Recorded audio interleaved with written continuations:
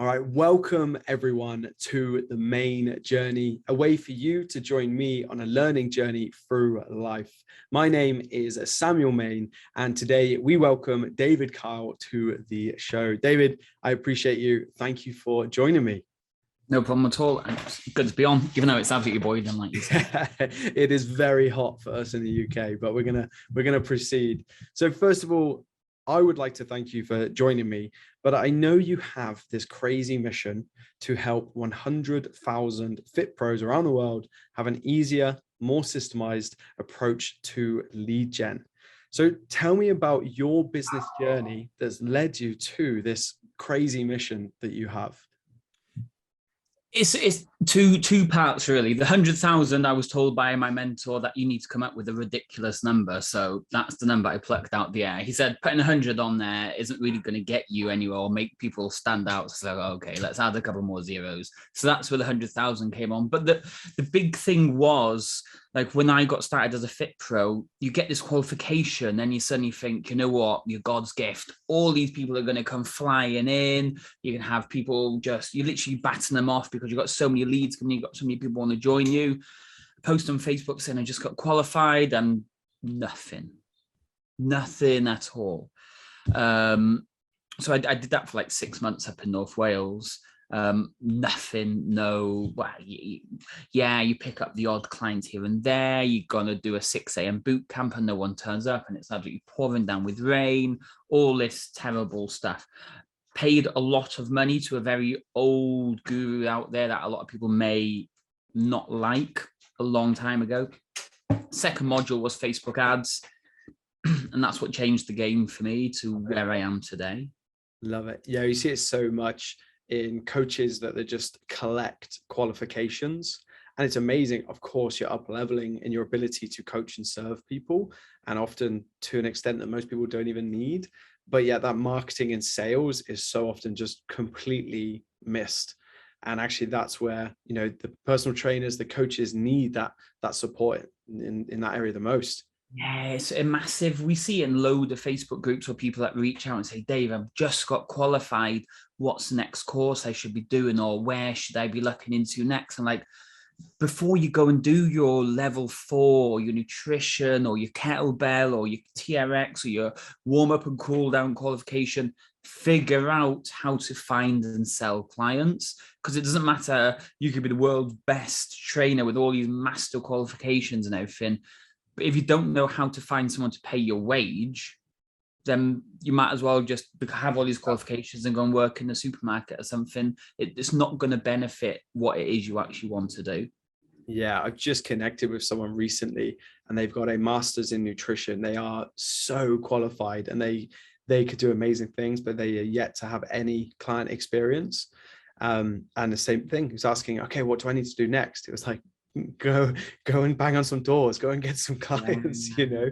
So when you started then the Facebook ad, so at this point you were a personal trainer or a coach yourself, and then you were looking to ultimately build your client base. Talk to me about that journey of like what happened from there. It was a strange one because like you do, we've never met. We've known each other for a long time. You become friends with people on Facebook quite quickly. You join Facebook groups, you're adding people as friends, you're just kind of interested to see what they're doing. And that's kind of what I'd been doing for that initial 6 months. And then we moved from North Wales to Southampton, where my partner Holly's from. That's where I met her. We moved down there. So I knew nobody. When I'd been down there last, it was for university. It was 3 or 4 years previous. So I knew nobody down there.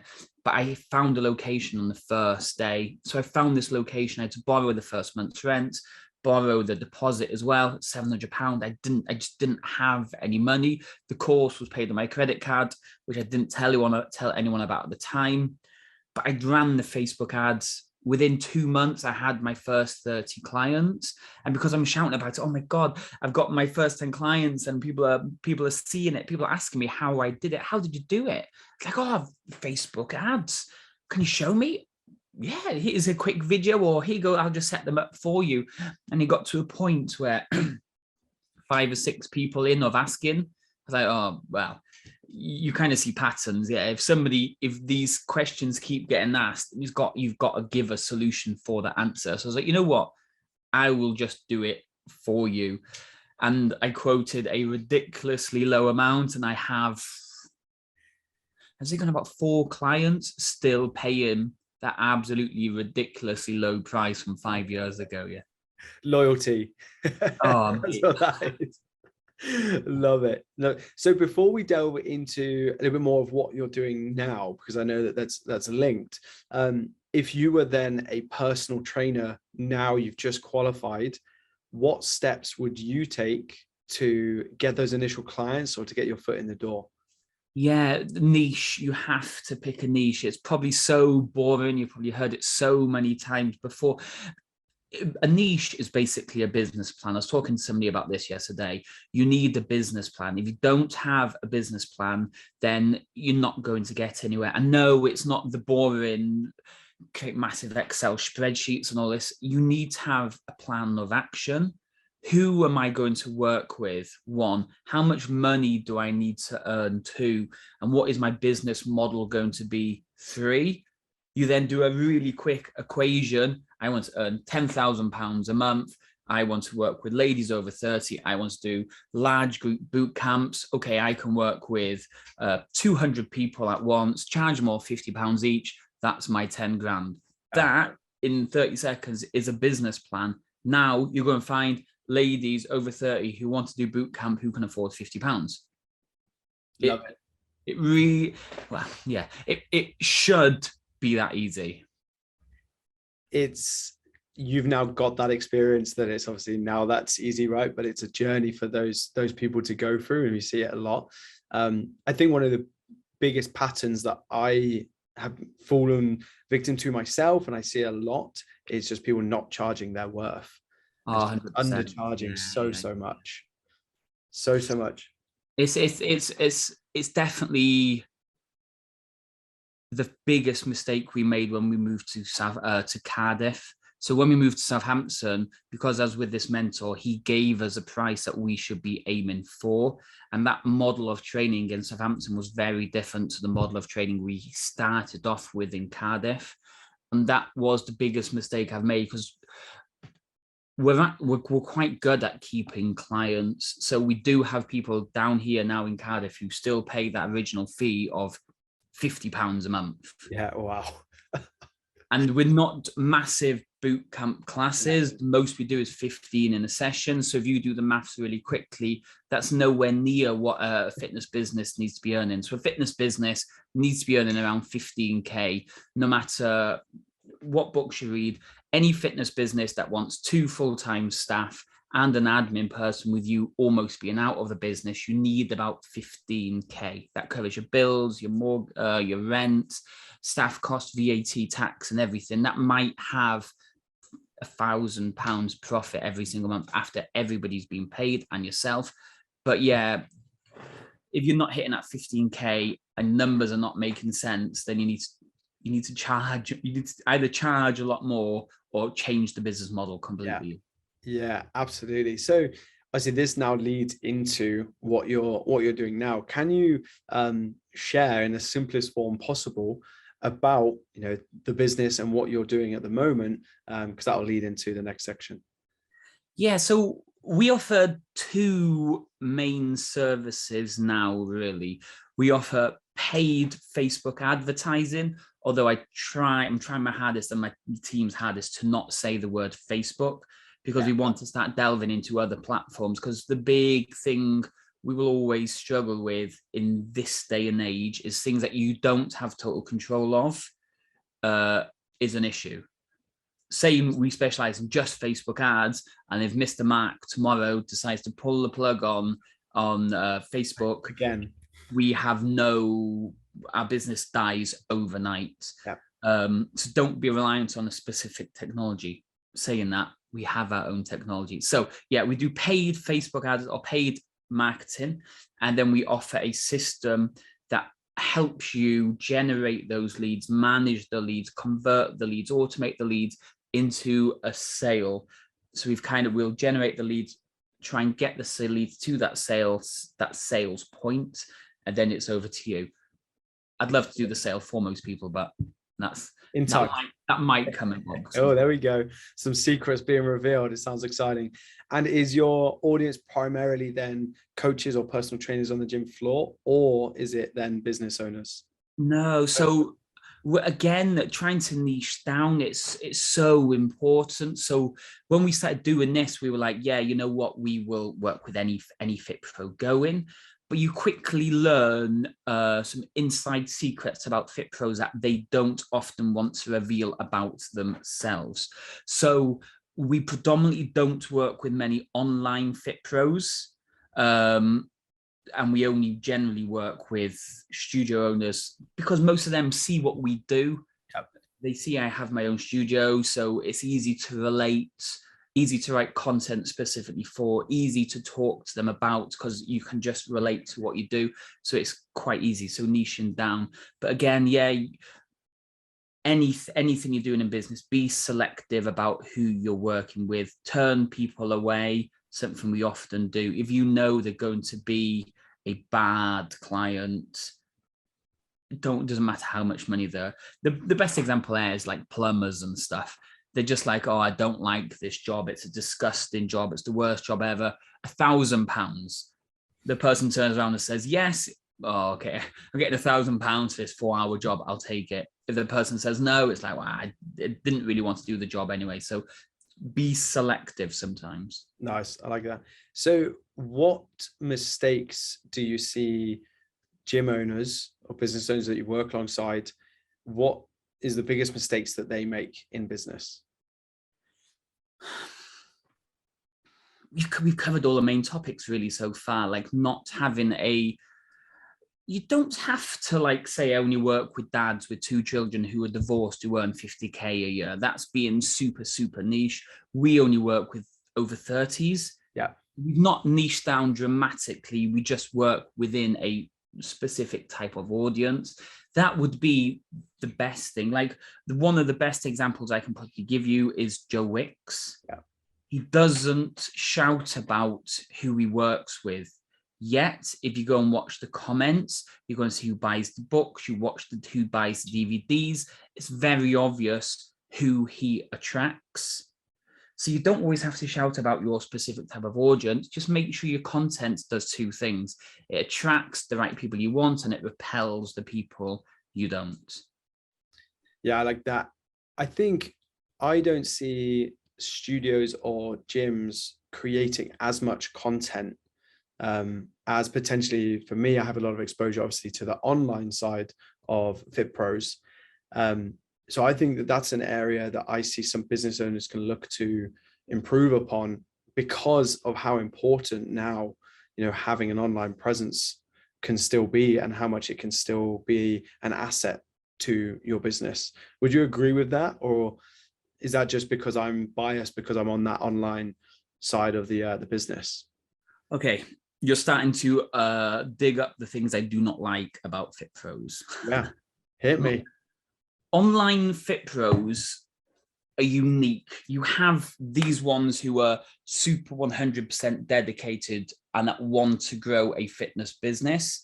And then you have a batch that see these amazing online fit pros living a great life and they want to be that online fit pro. Yeah. What they don't see is the amount of work, the amount of years, the amount of everything, graft these particular people have had to do. So what you'll definitely see it now. What we have is a massive lopsided balance. You have thousands of people who want to go online and think it's all going to happen overnight compared to amazing online trainers. You'll know who they are because they absolutely dominate the scene, but you do not see the amount of work, the amount of years that they've been doing it to get to that point.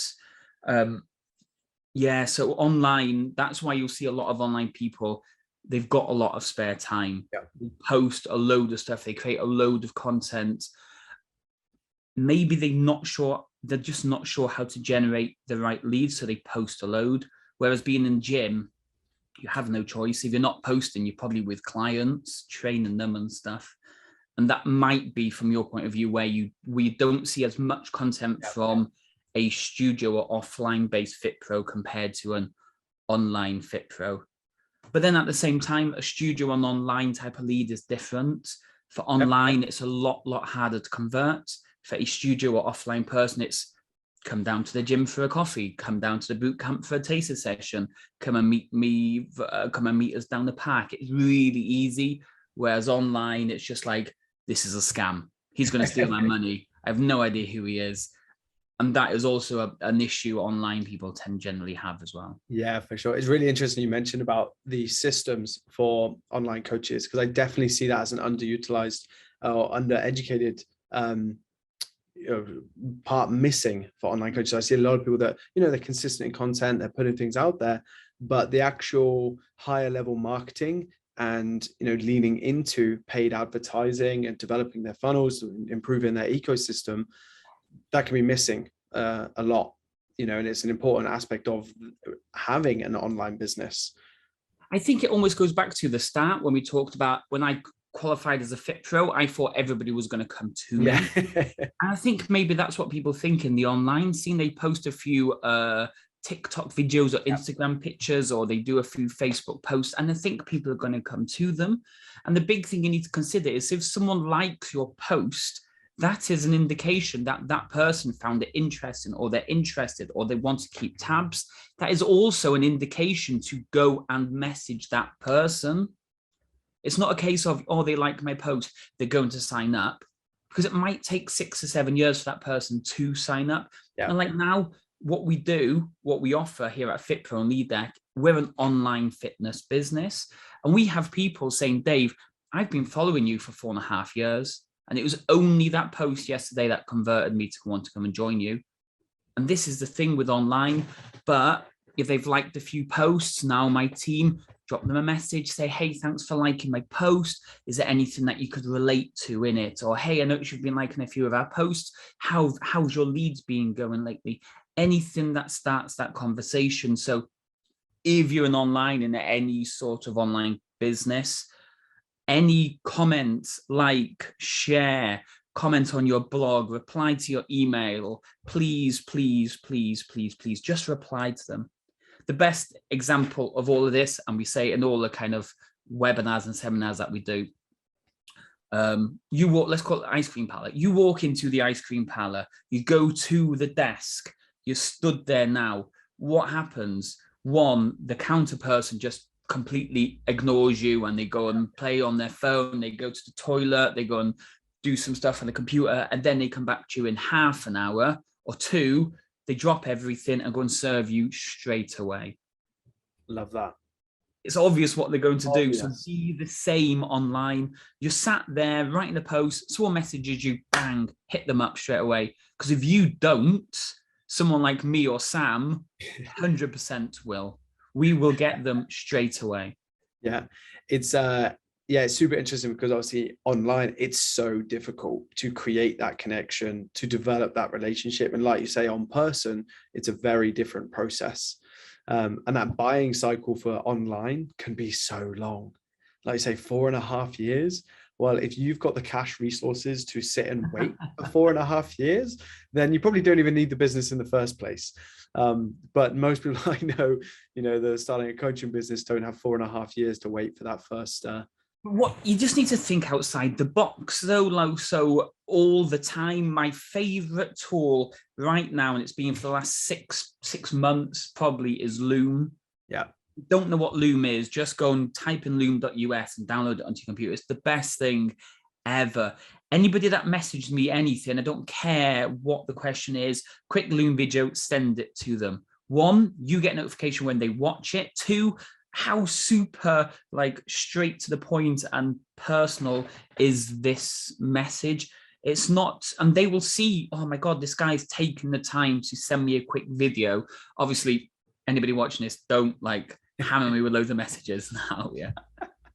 But outside the box, real small things like this. If somebody fills in your form on your website and they send you the name, email, and phone, and they say, hey, I'd love to know more about your 12-week program. Don't email them back, phone them up. Like, have that chat with them. If you've got someone's postal address, send them a card in the post on their birthday. There's so much you can do to take, like you said, that buying cycle down from 4.5 years to days, not even. Yeah. Yeah. Where on the flip side, if you're online, if you're offline, somebody submits the form, you phone them up. Do you want to come down tonight for a taster session? Yeah, and they're closed within like 4 hours.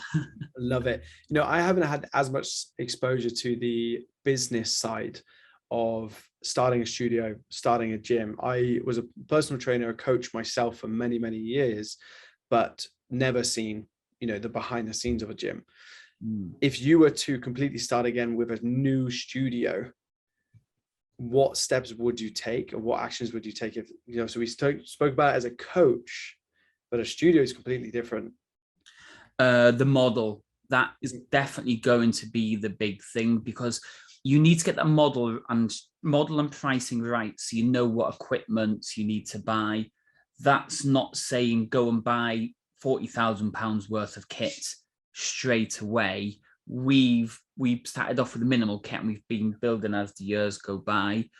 But if I could change things now, it would definitely be the pricing model straight away. Know your numbers. You probably read books and articles, and everyone says know your numbers, and you're just like, yeah, boring. But if you don't know your numbers, you have no chance. Because when you start thinking, you've got rents, you've got business rates, you've got internet and landline, you've got water, you've got electric, you might have gas, you've got bin collection. Then, like, who knew you had to pay for your bin to be collected? You've got MyZone, which you probably want to get if you're tracking your heart rate stuff. You're probably putting some fancy lights in, so that's your electric bill going up. You want a half decent speaker, which you're going to have to get. You're going to get a music license. You then probably want something that plays half decent music. Not naming any names. What else do you? Insurance, gym insurance, content insurance, staff insurance. Then you've got your staff wages. Then you've got your staff tax. Holly sorts all this out. I just have to pay it. So you pay the staff on the 8th, and then you pay the HMRC tax thing on the 10th. VAT every quarter. The gym tax.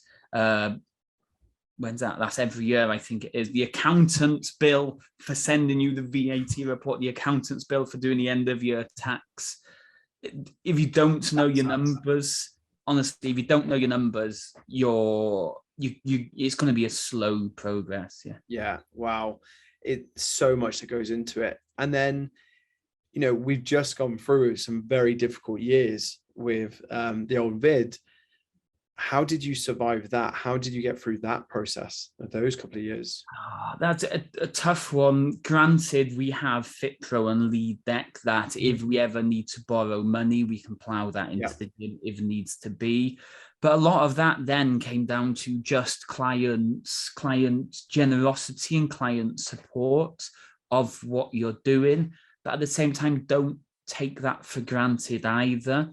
Everybody that carried on paying at the end, we bought them a box of chocolates and a bunch of flowers and a card to say thank you, and kind of like an emotional message. It was hard. Yeah, really was hard for any small business, offline business. It was extremely tough. I know several gym owners who are closed. I know several local small businesses who closed. Not that they didn't have the best clients. Maybe their pricing model just didn't work, or maybe they just couldn't service their clients at all. So they had no money coming in. And obviously the grant probably didn't cover it. The bounce back loans might not have covered it. And yeah, tough. It's not something you can plan for. No, it's not something you could have the best clients in the world, and like you say, it happens again, and they all leave on month one. Yeah, no cash reserve. Or you might have 3 months cash reserve, and it lasts for 6 months. Yeah, really tough times. When you look back at that time, is there any now lessons or takeaways from that that you've been able to take and action? The first major thing we should have done is furloughed the staff on the first one. Being the type of person I am, I was just like, I don't want to borrow money off the government, not borrowing money off the government. I don't like relying on people. Yeah. If I'm not in control of it, I don't like the fact, like, I left home quite early. I've had to borrow money every now and again, but I've never relied on people to give me cash. I've made sure I can always do everything myself. And that was one, I was like, no, I will pay the wages. And that was one of the biggest things. We furloughed the staff straight away. Yeah, we topped them up to make sure they got their full wage, but we should have done that the first time. That was a killer. And then, like you say, just making sure you have a good workout online community structure to keep your clients involved. Yeah, I suppose because of your experience leading up to that, you were probably better able to transition and adapt quicker than, you know, some of the other gyms that, you know, unfortunately may not have had that skill or those resources and, you know, struggled because of it. Yeah, I think the big thing for us is we kind of offer loads. So yeah, you got sessions, but we also have an online nutrition course. We've got online recipes. We had online stuff for our gym clients. When it came to the workouts with the Facebook group, it was like, we'll do the workouts in the Facebook group at this time. All your nutrition stuff's going in. All this is going in. We really, really, really, really appreciate your support. Don't leave. Yeah, just a strong, like, not call to action at the end. Yeah. Like anti call to action. That's great. So at this time, was this when potentially your focus started to shift more towards Lead Dec and then, you know, helping with the marketing and sales, or was it business as usual as such? Yeah, for the Fit Pro and Lead Dec stuff, that's been going for, like, you'd almost say like 2 months after becoming a Fit Pro, or like the first 2 months of moving down to Southampton. So that blew the gym out the water within the first 6 months of launching. That's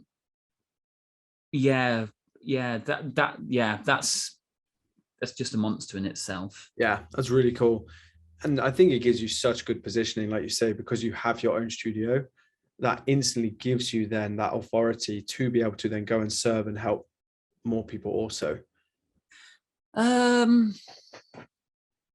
Yes and no. It's good because I can test and then show people I have my own studio and test. Yeah, I know other marketers who have, in the nicest way, failed running a fitness business, who are now also maybe showing what they would if they had more cash in the bank and they could have pushed through the time and grew the fitness business to the place they wanted to grow it to. They're helping fitness business grow their business as well. So yeah, maybe they failed to grow their fitness business in the way they want, but they had the right plan, they had the right structure. They just weren't able to do it, but now they're showing them. So it comes from both sides. Yeah. Having a gym definitely entices people in because they can see what I can do. But at the flip side, you don't just take football, for example. How many Rafa Benitez was he a school teacher before he became a football manager? Yeah. You don't always need to work in or have experience in that specific industry to kind of dive in at a different part of it. Yeah, that makes sense. That's fair.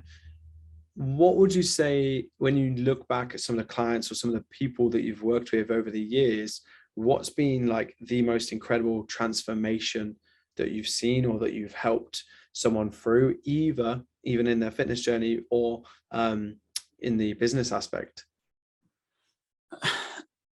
In the nicest way, the people that actually want to do it will take the most action. So whether that be a client at the gym who is 100% focused, we've helped people lose 5, 6, 7 stone. Amazing. And the only reason they've lost 5, 6, 7 stone is because they've been dedicated to the cause. Like there's like, oh, I really want to thank you, Dave. You've changed my life and all this great stuff. And technically I have, but I wasn't the one that had to turn up for every session and kill myself for the first 3 or 4 months until I got into a half decent fitness condition.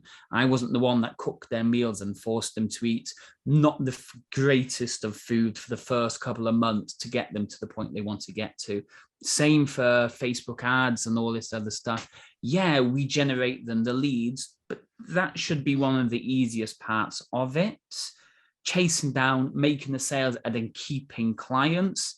They are usually the hardest parts. Yeah. So yeah, we've got people who have gone from a one-to-one outdoor to having their own studio, or people to having multiple studios. We've got some who have like commercial gyms, like pure gyms. You've got thousands of clients. We've helped people kind of get to those points. But again, I'm not one for shouting about the type of stuff. You've probably followed me long enough. I don't really talk about our wins enough. Something I get shouted at a lot by my own mentors because I need to talk about my wins. But yeah, I'm not really that type of person that shouts about it. I like that approach though, in that, yes, you can provide someone the direction, but they've still got to walk the walk themselves. 100%. Yeah. I like that. I like that a lot. So where you're at right now, what are some of the challenges that you're looking to overcome at the moment with your business? Obviously, you have this pretty crazy mission. What's some of the things right now that's like, oh, okay, I want to improve this, or this is what we're working on? My big thing, and it's always been the same since doing Facebook ads, is believing in myself. Mm-hmm. Believing in myself and then shouting about what it is I actually do.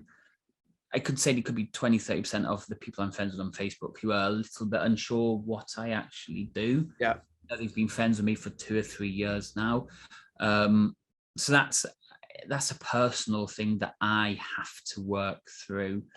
And to be able to reach the target of 100,000 fit pros, I have to battle in my mind that I am good enough at this, and then actually share a lot more about, maybe I've come across a very strange in this episode. I'm like shouting, excited, bouncing around and stuff.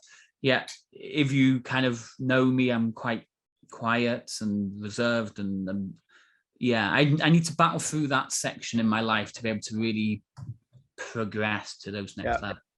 Yeah, really interesting. So I've just had a conversation with a psychologist, clinical psychologist by the name of Corey Wicks, and he talks about 4 different fears that people typically have, and those are fear of failure, fear of uncertainty, fear of success, and fear of judgment.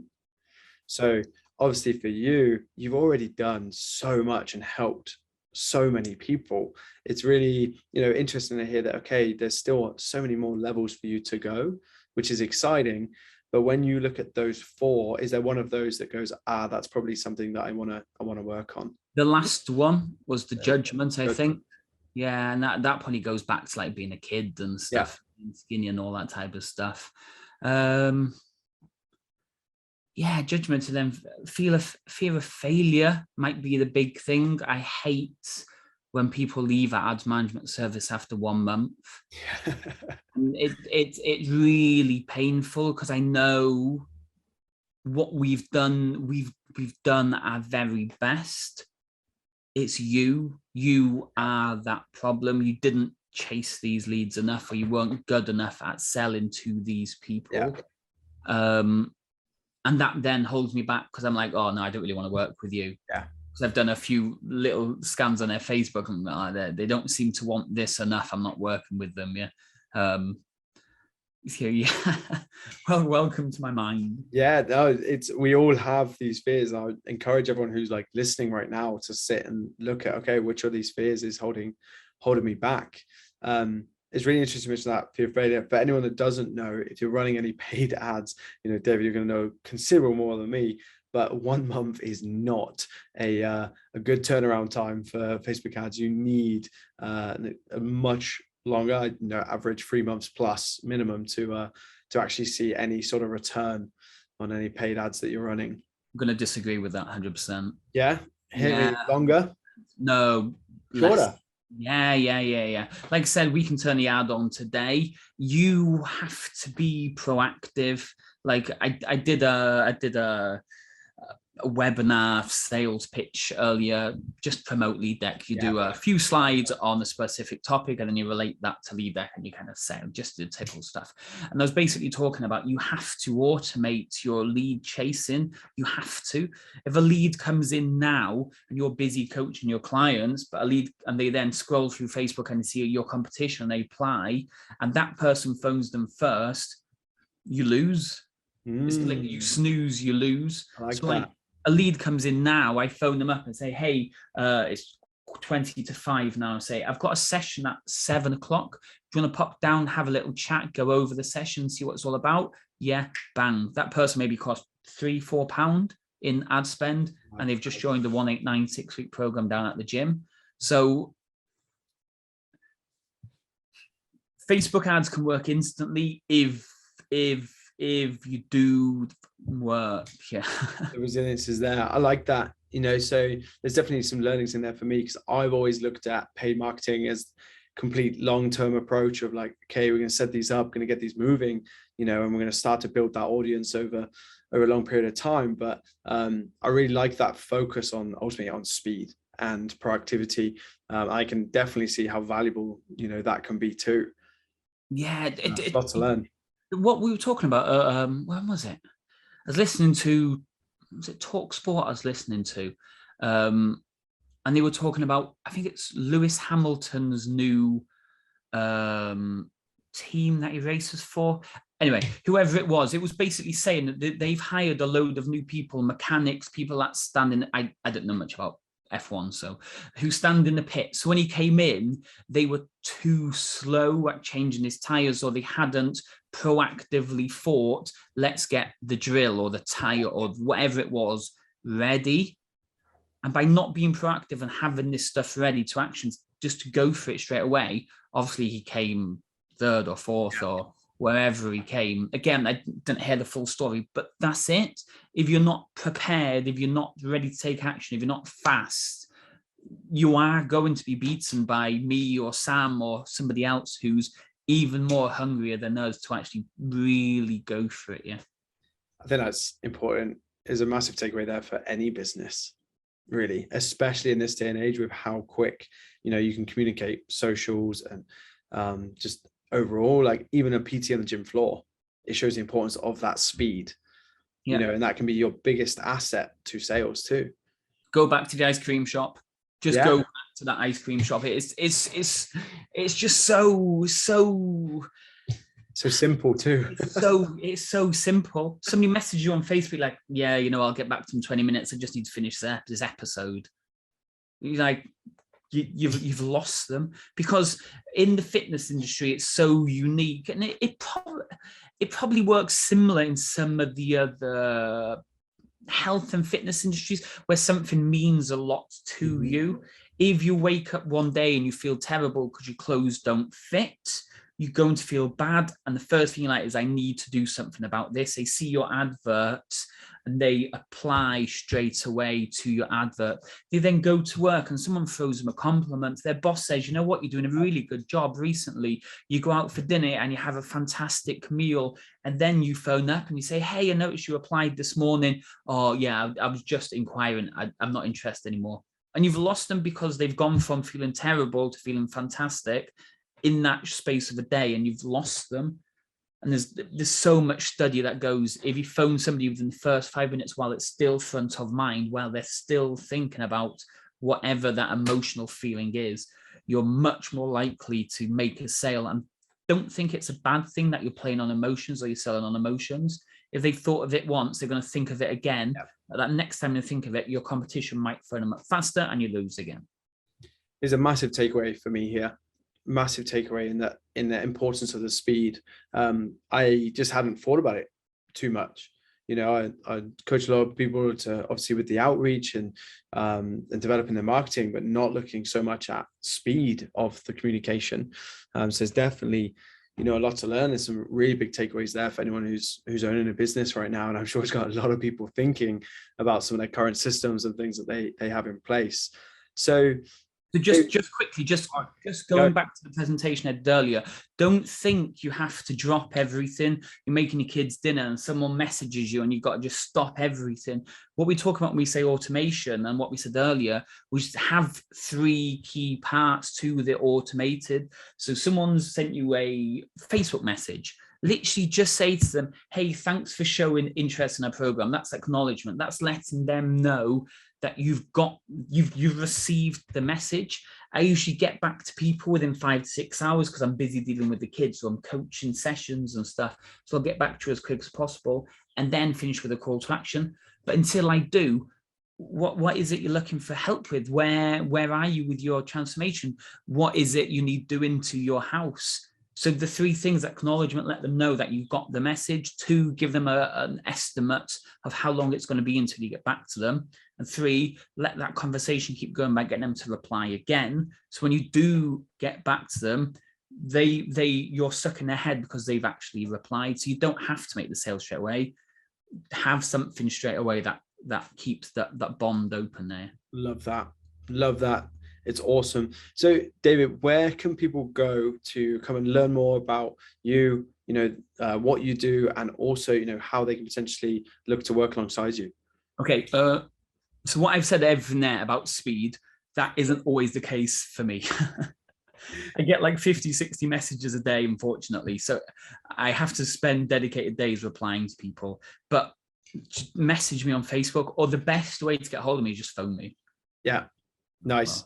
Well, nice. Don't phone me. So I do have a question that I ask all of my guests that come onto the show. As it's not an easy question to answer, but the question itself is, what advice would your future self give you in this current moment? Enjoy life.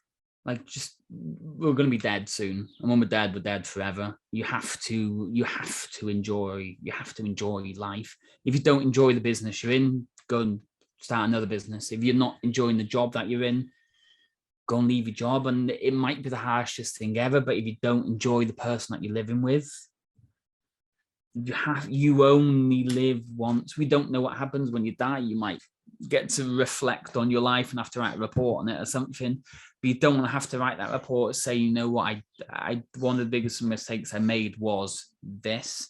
If that thing is making you wake up every morning and you think, oh, I don't want to do it, there's only one person that can change it. And that's the same with any part of business. If you've signed the client up and 6 months later you dread that person, there's only one person to blame. If you're not making enough money, there's only one person you can blame. You have to take charge of your life. And that's what we went back to earlier. Things that I'm not in control of, I dread because I can't dictate how that's going to work. Yeah. Incredible advice. Love it. David, massive thank you for coming on the show. This has been awesome. I've definitely got a lot of takeaways just myself. So I really do appreciate your time. All the links to your socials and also where the guys can find you a little bit more will be underneath this video. Any final words? It is absolutely sweating in this conservatory. Yeah.